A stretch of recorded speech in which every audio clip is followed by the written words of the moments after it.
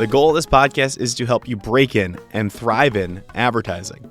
And we do that weekly by sharing stories and advice from people rocking it on the other side. Today, we have someone who wrote the book for advertising juniors to break in and thrive in advertising. Thomas Kemeny is the author of Junior, Writing Your Way Ahead in Advertising. Here's some of his own writing. Thomas Kemeny is a freelance copywriter / creative director based in Austin, Texas, but currently living in Zoom. He began as an intern at Crispin, Porter, and Bogusky, and over the next decade learned everything he could at Goodby, Silverstein & Partners, and Mother New York. He's won awards in the One Show, Cannes Lions, and Clio Awards. He's created campaigns for everything from Fortune 500 companies to startups. His work has been discussed in the New York Times, NPR, Vanity Fair, and even a monologue on The Tonight Show. His book is not a retrospective from some ad legend. Instead, it's a book that should be instantly useful for the person starting out. It's a guide for the first few years at a place you'd actually want to work. Doesn't he sound like the perfect guest on this podcast? He is. And I even was able to surprise Thomas on this episode. I can't wait for you to listen and see what we did. And you can connect with Thomas. You can read his book too. So for all that amazing information, head over to our Instagram at Breaking and Entering Pod, all one word, at Breaking and Entering Pod, to learn more. Now, on with the show. This is the Breaking and Entering Advertising Podcast, and as usual, I'm your accomplice, Gino Schellenberger. KK Mikey.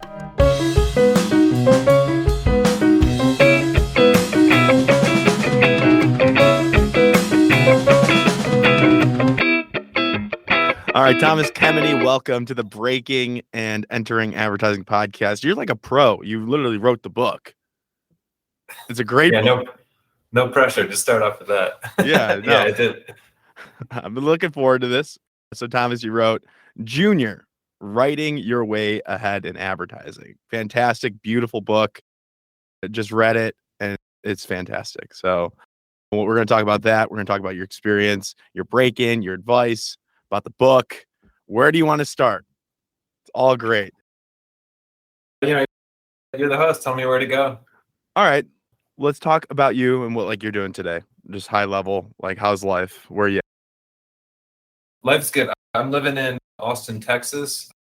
Moved here from New York fairly recently, last few years, and currently freelancing, freelance creative director, working with director brands, working with agencies, some startups, to sort of do it all and across all sort of channels. So trying to stay busy, doing everything. Was freelance always the goal? Is that the golden ticket for you? What makes freelance so appealing to you? That's a good question. I wrote this book, and funny enough, when I go ahead and talk to schools, one of the questions that the students always ask is they go, "Tell me about freelance." And I think there's this thought okay, cool, I'm going to go do this thing, and I'll be paid really well for it, and that'll be amazing, and I can sort of skip the agencies. I think there's sort of this, your career kind of goes on pause when you go freelance in a way. You sort of have to, you do produce things as a freelancer, but you're sort of you're brought in as a mercenary. You're kind of brought in to be okay, point me where I need to go, and I will go there, and I will achieve the task that you've asked me to do with little or no oversight. And I need to be, freelancers are people who are trusted in that position to just kind of run with it, and they don't have to ask any questions about what's going on with that project anymore. That's usually when freelancers get brought in. And I think that's really hard coming out straight out of school, or even just with a little bit of experience, to be put in that role. And the other thing is, when you're a freelancer, you're competing against other freelancers, and on an annual salary basis, there's a huge difference between a junior creative and a super senior creative. On a daily rate basis, it's even at the biggest level, it's a few $100. So if they really need somebody to solve it, they're gonna fork out that extra little bit. So in that case, your competition, isn't another creative at your level. Your competition is all of the creatives who are freelancers. Interesting. So that's always something I say to keep in mind. For me personally, I love it. I love the freedom I get with it. it did give me time to focus on putting my book out in the world. It was something I'd actually started many years before when I was still a full-timer. And actually it was sort of, well, yeah, I mean, I guess we can get into that too. I'm sure we'll talk about that more, but yeah, it gave me that sort of time and flexibility and freedom to sort of pursue the things I wanted to do. You have a family, correct? I do, yeah. I've got a soon-to-be 3-year-old daughter, and she is a darling little sweetheart who says the most hilarious things, which makes me feel like I need to step up my game to compete with my 3-year-old daughter for being hilarious. There you go. Well, you taught her well. I mean, could it be genetics? Maybe. It's got to be. Yeah. But you can't really break into freelance, right? Like nobody, like some people do it. I don't know. Like nobody out of college could just be like, all right, I'm gonna start freelancing my whole career. Yeah, it's interesting actually, because my first few paid gigs were freelance gigs after I had my internship at Chris McGusky in Miami. And that was more, they were freelancing me because they wanted to hire somebody full-time, but actually were so busy they didn't have time to interview people. And so they said, why don't we just bring you in? You don't completely fuck this up. We'll keep you on board. So that was sort of my freelance experience. And actually, and then, prior to that in Chicago, I did do some sort of very short-term gigs, which was more like, people wanted to, just wanted a quick fill of some ideas from somebody. Mm-hmm. So I was able to do that. But yeah, that was not sustainable at that part of my career. Gotcha. All right, let's talk about the book. I'm curious because and I've heard like the 3 podcasts that I could find that you were on Spotify. I listen to Spotify. I don't know if that's a plug or not, but it's not even the best podcast platform. But all 3 of the podcasts I've heard you on, they all talk about the intro, right? Maybe because they only got through the first 15 pages, but that speaks to the quality of the book. That all of them only read the first few pages. Well, I obviously read more than that. These people are messed up, bad podcast hosts. But I was reading this, and the exchange that you have with this recruiter, you transcribe it into this book, and it's like the emails like pretty much verbatim, correct? It is 100% verbatim. Yep. Right. And I'm like reading this thing, and I'm like, oh yeah, this is crazy. Like the amount of times that your persistence and your passion all like comes through. What were you talking about? You said some like crazy stuff in it. Like, I mean, something about like pandas or something, like attacking. Yeah. Do you recall? So we'd sort of been corresponding through. So the whole thing started with, I went to school at Columbia College in Chicago, which was, it was a good school, but wasn't particularly like the feeder school into the best agencies in America at the time. And Chris McGusky was number 1 in America for sure, maybe the world at the time. Was it like a Wyden today? Like, is it kind of like that vibe you're getting? I don't know. Or was it does it surpass that, you think? I would say it surpasses that, yeah, at the time for sure. It does? Yeah, I mean, there like were people leaving there were people leaving like creative director jobs to, demoted jobs to take jobs there. Yeah, it was a kind of a wild time. This is before it was in Boulder, correct? Before it was in Boulder, it was in Miami. And they were the most awarded agency. They were, agency of the year across everything. They were untouchable at the time. And I think people sort of, understate the impact they had on the industry, especially digital advertising. I mean, I think they're one of the reasons that agencies started taking digital advertising seriously, especially sort of traditional agencies, because of the things that they were doing there. So yeah, they were sort of the it shop. I kind of didn't have a chance of getting in there, but I'd sent my portfolio to them, and I was like, whatever, cocky student, I didn't know any better, and I was like, yeah, I sent you my portfolio. What did you think of it? So you sent it randomly, or who did you send it to? I sent it to the recruiter there. Oh my god! You sent it to the recruiter there. Do you remember the recruiter's name? I do. It's Veronica Padilla. How you doing? I'm good. I came to shock and awe you today. Oh, that's amazing. It was perfect timing. Yeah. Oh, good. I know. Right when you said recruiter, I popped on. That was nutty. That's Love it. amazing.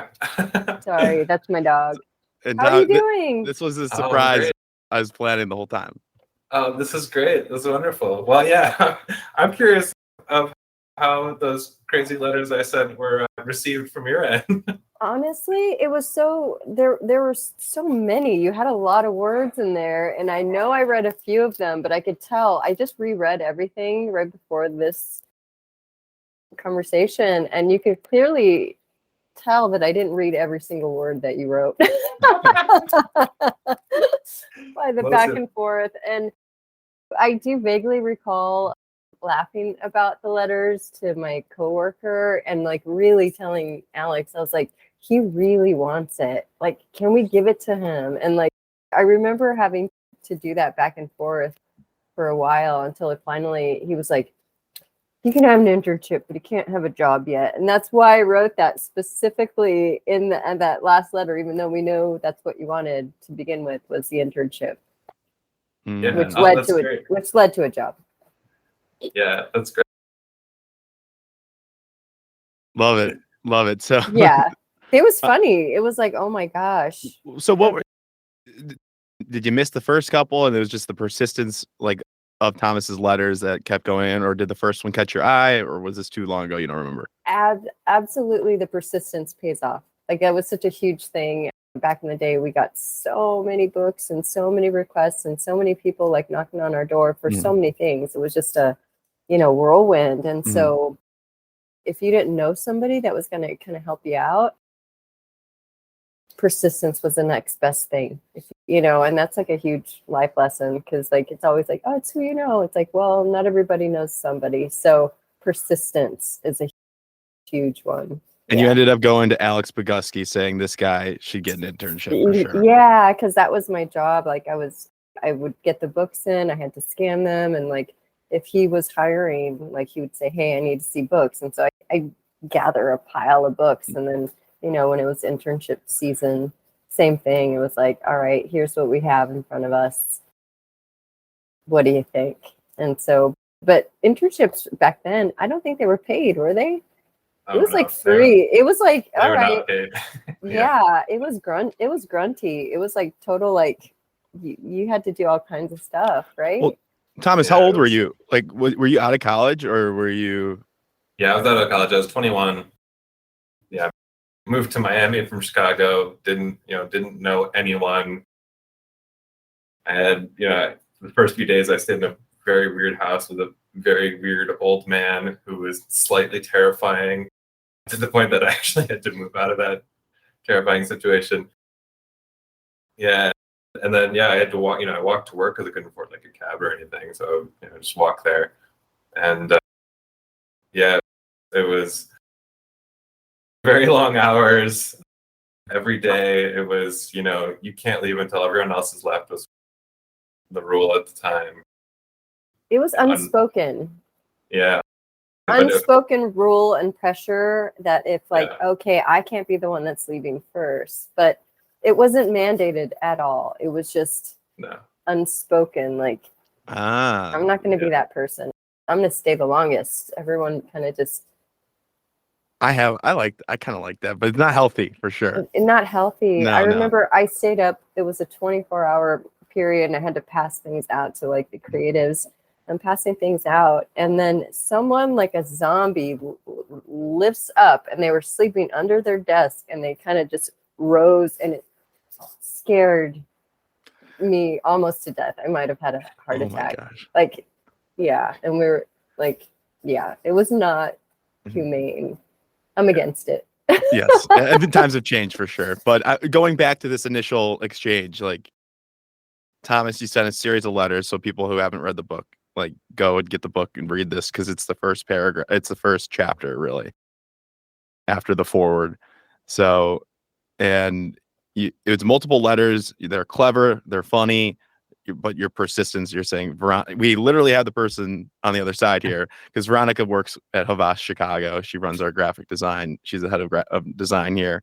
So I once saw like I remember telling you this, Veronica, as I'm reading the book, I see the smiley face send off. It's like right before, she'll always say a smiley face before her like signature. And when I saw that, I knew right away. And there I go. I'm flipping the pages. I was like, Veronica Padilla. I'm like, boom. And I like Teams message you on the Sunday. I was like, you have to come on. I know. I haven't changed. That's still my sign off. Yes. It's the same thing. It's the same thing. So I knew I had an inkling of it. So I love it. I just wanted to. Funny. I'm a sucker for comedy. I'm a sucker for things that are funny. So I definitely got some chuckles out of your letters because you went on. Yeah. They went out. Well, the whole thing started. It's probably worth bringing up. Like the whole thing started with, I sent my portfolio over. It was a horrible portfolio. I think even at the time, maybe I didn't realize that.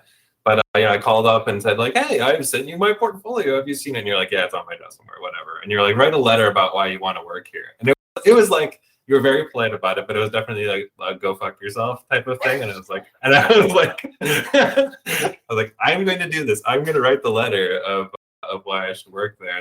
And then sort of halfway through this letter, why I should work there, sort of switch into, but why should waste your time thinking of reasons not to hire me? So let me give you those as well. And so I just gave a bunch of sort of reasons of not to hire me within the letter. And then that was the first letter that you were like, "This is great. Do we have your portfolio?" And I'm like, "Yes, that's like this whole letter."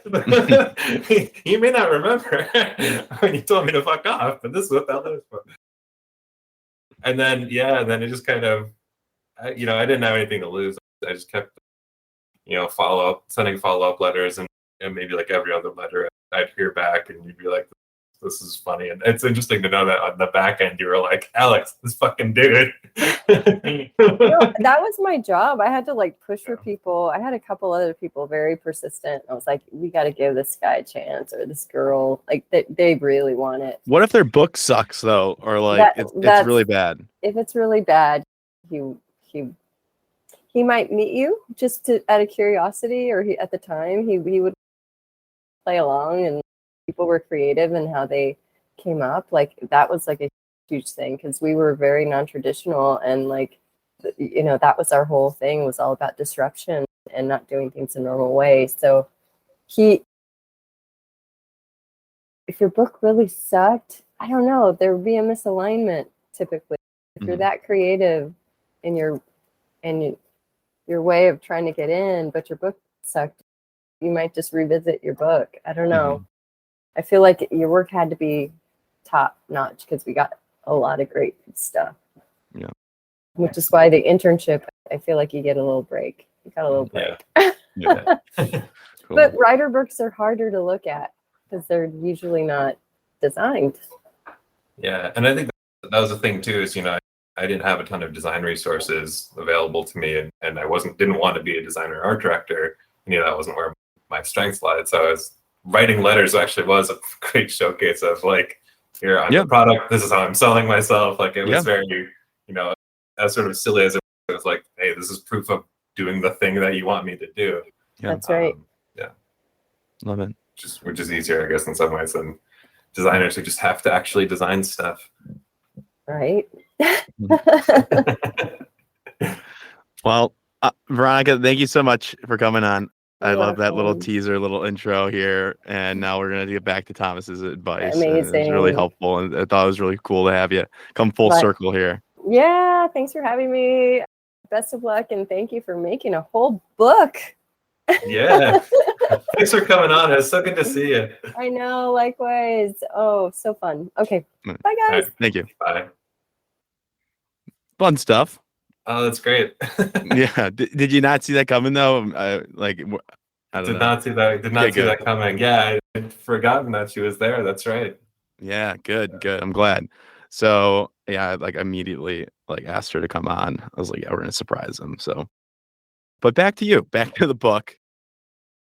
So we kind of is that cover most of your break-in story, like the persistence of your letters and being clever, selling yourself?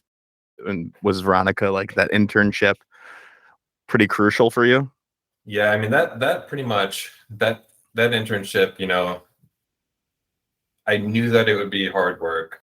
I knew that it was unpaid, so I had to, and my bank account went to zero.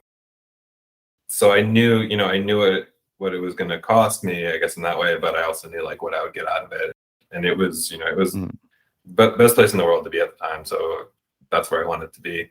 And yeah, after that, every door opened. I could email places and at least they would write back. So that kind of changed things for sure. So like just even having that in your resume is like, okay, you did it. Yeah. Like you're cut from a different cloth. Yeah, and I completely threw my portfolio away from college at that point because in the few months that I was there, I'd, some of it was spec work, some of it was real produced work that I really created when I was there as a as an intern. And how many? That's crazy. In 4 months, you were able to repurpose pretty much your entire book. Yeah, like that takes people years. Which I worked hard on. Yeah, I worked hard on. It took me 4 years to make it, and then redid the entire thing in 4 months. Well, that's what the problem, and we can even allude to it today. Like even the undergrad programs today, wherever you're at, for the most part, don't traditionally prepare you to make even like one piece, a campaign piece on your book. Like it's all these like silly project, like just bad projects, like undergrad. Yeah, I think you can always just do it yourself. And actually, one thing I found, which maybe sort of surprising, is that creatives, maybe not creative directors, but creatives do give time to students who have questions or who want somebody to review their portfolios. Maybe they might not have time that exact moment that you email them, so you might have to follow up or keep following up, seemingly as a theme. But usually they'll take the time to look at it, give you feedback if you've really put together something thoughtful that you're prepared to show them. Yeah, and they have like these monthly award shows that's for students. Like Young Shits is one of them. There's a bunch of different award shows that you can look up that give you briefs, and you can just do those every month instead of going and paying a bunch of money for ad school. You can just like chip away, get a group together, and tackle those briefs, and you might come up with some great work if you get the right mentors. Or you could buy the great book by Thomas Kemeny on Amazon.com. There you go. Yeah, you can really do that. And there's so much content online too. There's a lot of creative directors who are creating their own little programs to help people learn about advertising as well. There's an insane number of podcasts, YouTube videos. There's a lot of books. I didn't realize how many advertising books there were out there until What else are we got? Whipple's the only one I know. Hey, Whipple Squeeze is great. And actually, a little story about that. When I first finished my book, when it first got published, I emailed Luke Sullivan, and I was like, "Hey, you're the reason I got into advertising." I read his book the summer before I started college, and I actually switched majors to advertising because of his book. Oh, really? Was it the one with the paper towels on it, the first edition? It was second edition. Edition, yeah. I think he just released the 6th edition, which is has some nice additions to it. Yeah. But yeah, some of the book, and then sort of half expecting him to be like, you jerk, you F you, whatever, you F you, you're nobody, I will crush you. Yeah. He was far nicer than that. He was still teaching at the time, and he had me come in and talk to his class, and he sent me this email where he said that his students think it's cool that he knows me. And I was like, oh, these poor students, they just don't know what they're doing. They think that I'm the impressive one in this situation. So that was really kind of amazing. And then we actually did a little video series with a few other authors. Yeah, so it was myself, Cameron Day, who's the author of Spittin' Chicklets, is his latest one, which I actually wrote the foreword to. And then Chew With Your Mind Open was the book that he'd done at the time that we were talking about. David Baldwin, who started Baldwin and then Nancy Vonk, who is she wrote Pick Me, which is another book, great advertising book that I read when I was graduating. And she wrote another book with her partner, Janet Keston, called darling, you can't do both, and other noise to ignore on your way up, I think, or your way to the top, something like that, which is another spectacular book. So she's sort of, and she's the one behind the bunch of amazing Dove campaigns, and her resume is insane. So I was sort of sitting there in this group of people and just like, I guess I belong here, but I still don't feel like I do. So it was pretty amazing to be chatting with them. Yeah. And yeah, I mean, what made you decide to write that book? Were you a copywriter at Goodbee at the time? Where were you in your career when you're like, I should probably write this and help out people in similar issues with similar issues? Yeah, so I started writing it when I was a copywriter at Goodbee Silverstein, and I taught a class at Miami Ad School in San Francisco. I keep forgetting they have a San Francisco office. Yeah, and I just really wanted to write something that originally I taught a course there on headline writing, and I just really wanted to create something that could just condense down what I think about when I'm creating a headline, and like my actual approach to it, and how I think about it, and the role of it, and how to break it apart in different ways to write it. Just really kind of nerd out on it for the whole course, and that actually became sort of what became the first 10 pages of the book, and I kind of kept doing it, and it's a weird thing to say, but I didn't like want to write this book. I had to. I felt like compelled to put this thing out into the world, which is a strange feeling. Like it hurt me putting this book out, wanting it out and having written it and rewriting it, and I'd wake up in the middle of the night and be like, why isn't this thing out in the world? So it was something that I just felt really compelled to do, and partially because there's tons of great books that tell you what advertising is, how to create a portfolio, what the different roles are in an agency. I mean, Hey Whipple's a great example of that. And then there's all these books for CMOs and sort of people who are running entire global accounts, and there's really nothing in between. So when you start day one, all the books that they're behind you, or they're like 20 years in front of you, and so I wanted to create something for that little pocket.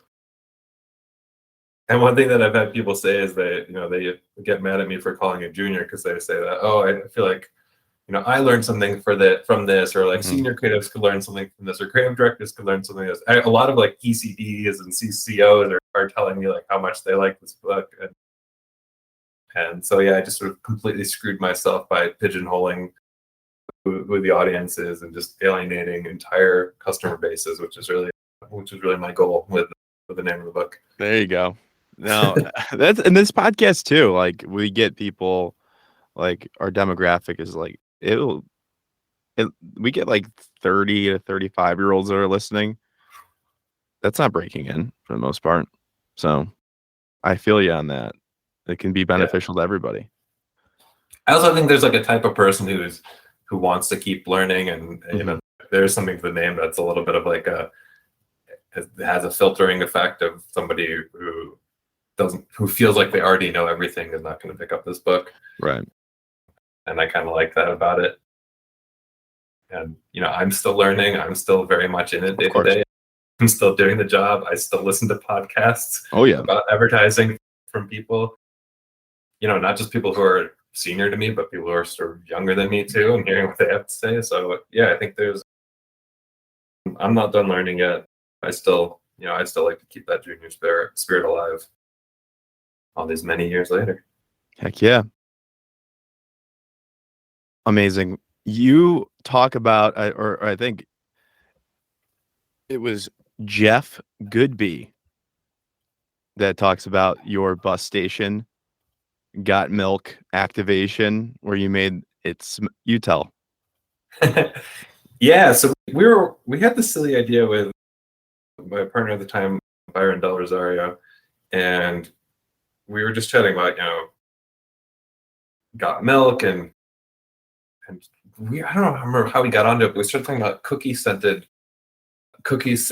and the smell of the best smell of advertising.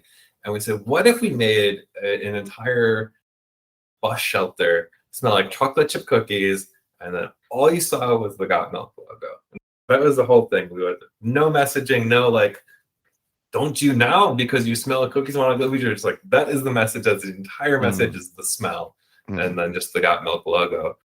And it got an insane amount of attention when we put it out. You know, it was on CNN and like Fox News even, and like NBC and everything. It was on all the local networks. It was, you know, national news. It was written about in like the Malaysian Times. I mean, it was like, it really went global from just these few bus shelters in San Francisco where we did it. Yeah, it was sort of very, I think Jeff Goodby talked about it as like a little bit of vandalism to it. You know, there's something a little like naughty and wrong to it. Yeah, so that was Jeff Goodby in the foreword to the book talking about it. And yeah, we pitched the idea to Jeff the next day, and he goes, huh, that's funny, do it. And that was it. We were like, okay, this is approved. Everyone we tell from now on, you know. There you go. Everyone from now on, we're just saying, yeah, Jeff Goodby approved it. Yeah, if you have a problem with it, I mean, go talk to Jeff. There's, you know, go to his office. Yeah. Yeah, so we got the media guy in to talk to us. And I mean, it was us, the creatives, like talking to the media person.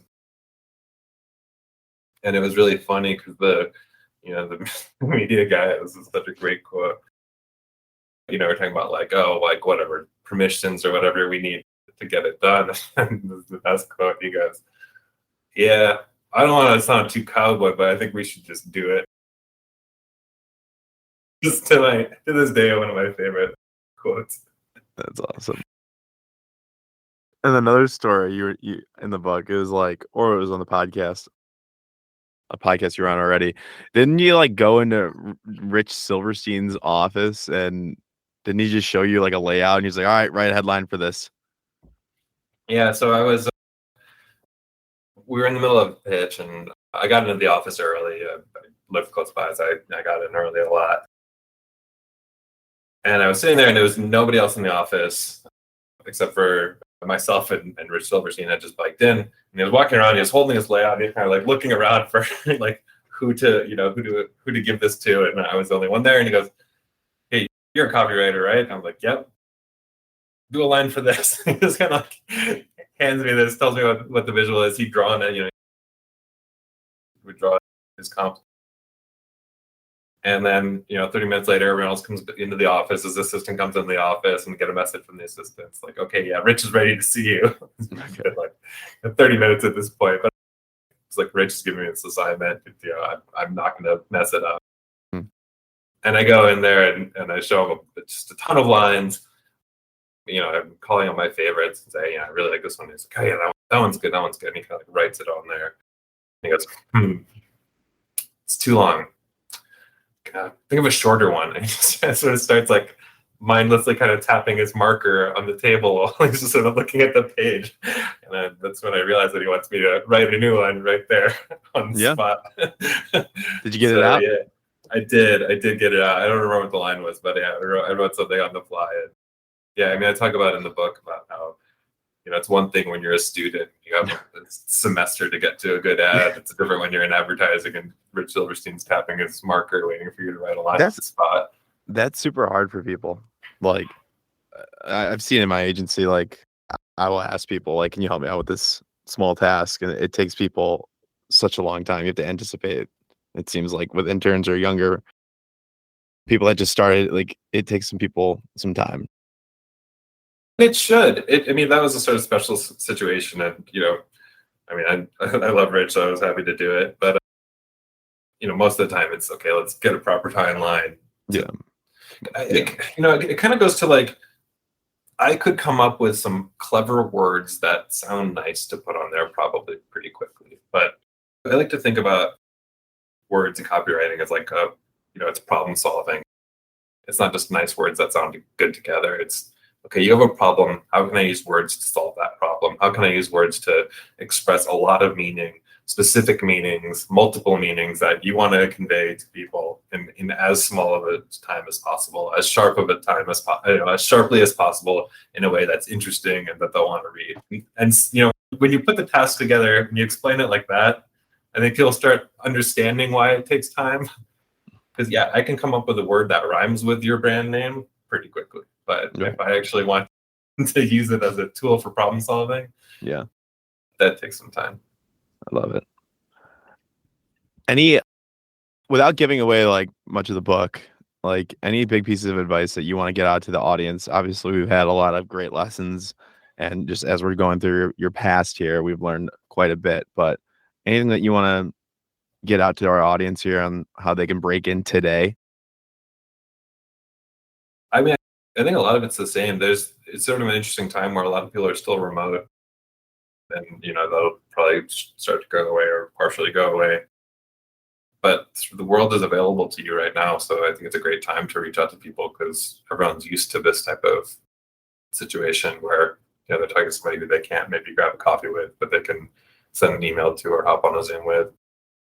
I think be really mindful of, people are very busy, so I think I've had a lot of people say like, "Oh, I'd love to meet you for a beer," and I would love to do that too. I have a family. I have a full-time job. I have a book that I'm trying to do. So it's not that I don't want to spend that time. It's just the time that I have is like, okay, I found this 10-minute pocket that I have between this thing and that thing that I could maybe look at something. So if somebody sends me something, I'm happy to look at it in my own time. And the other thing is, and this is kind of a big one, and I think it's important to follow up with people. And I know we were talking about persistence, but I think there's even I can't tell you how many students I've gone through. They send me their portfolio. I go through every single ad on their site. I don't do this as much anymore, but I'll go through every ad on their site. I'll give them specific feedback, what I like about it, what I don't like about it, what what I think other people would like, what they could do to sharpen it, the sort of most interesting part of it, ways they could present it. I mean, it's just fully detailed. I've done this for multiple people where I've returned back basically multiple pages of feedback on specific things that they can do their site. And take a lot of time in doing that. And they'll say, "Oh my God, this is so amazing. This is so helpful. Thank you so much for taking the time to look at this." And I will never hear from them. And I don't know if it's like they're, I'm not cruel when I write people feedback because that's just not how I am. I'm not like, "This isn't Yeah, we good. put a lot of thought. You are not good." Yeah, I'm like, "Oh, well, tell me more about what you're trying to do here. I think there's something interesting in this that's maybe, and I just don't, I shouldn't say I don't. I rarely hear back from them. The ones that I have heard back from tend to do very well in their careers. Right. So, that's the sort of, and I don't think it's because of, me. I think it's because that's the type of person that they are, where they're like, "I'm going to take in this feedback. I'm going to absorb it. I'm going to work through it, and I will reach back out." Love that. And it's the thing that I suck. It's the thing that I suck at too in a lot of ways. I mean, I did it when I was an intern, but I feel like I suck at following up back up with people too. So it's it's also something I want to do more myself. Yeah, I could work on that too. I'm full steam ahead. Sometimes I might forget. Yeah, but that's okay. We'll figure it out. It is important. But how can people reach out to you if they want to? You can't be giving out pages of advice and feedback nowadays. You're too busy. No, but you can do. I say that I'm actually always happy to. I love getting emails from people. I'm happy to look at something specific. I probably don't have the same amount of time as I used to have. Yeah. But yeah, you can find me on LinkedIn. Bug me on there.